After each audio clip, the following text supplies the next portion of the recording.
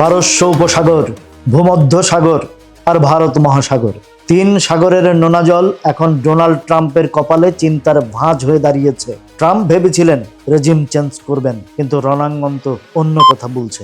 মাত্রই কয়েকদিনে $200 কোটি সামরিক সরঞ্জাম ছাই হয়ে গেছে, ড্রোন বনাম আধুনিক রাডার। লড়াইটা এখন সমানের সমান নেই। ট্রাম্পের জন্য সবচেয়ে বড় ধাক্কাটা কিন্তু আকাশ থেকে আসেনি, এসেছে ইউরোপ থেকে।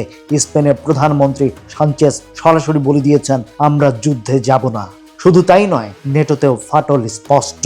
একদিকে ফ্রান্স, জার্মানি রণতরী পাঠানোর কথা বলছে, অন্যদিকে স্পেন আর কানাডা এই হামলার বৈধতা নিয়ে প্রশ্ন তুলছে। কিন্তু আরবরা তো চাপে আছে। সৌদি আরবের শোধনাগার বা কাতারের গ্যাস ফিল্ডে যখন আগুন ধরে, তখন মার্কিন ঘাঁটির নিরাপত্তা গ্যারান্টি কোথায় যায়? কাতার এলএনজি বন্ধ করে দিয়েছে, হরমুজ প্রণালী এখন ইরানের দখলে। ট্রাম্প যত বেশি চাপ দিচ্ছেন, বিশ্ব অর্থনীতি তত বেশি ভারত মহাসাগরের লঘু চাপের মতো অস্থির হয়ে উঠছে। এমনকি শ্রীলঙ্কার উপকূলে মার্কিন সাবমেরিন হামলাও পরিস্থিতির মোড় ঘুরাতে পারছে না। দিন শেষে প্রশ্ন হলো, আগামী কয়েকদিনে ইরান যদি টিকে যায়, তবে কি এটা হবে ওয়াশিংটনের সবচেয়ে বড় কৌশলগত পরাজয়? আপনার কি মনে হয়, তিন সাগরের এই ঢেউ কি শেষ পর্যন্ত ট্রাম্পের দ্বিতীয় মেয়াদের তরি ডুবিয়ে দেবে?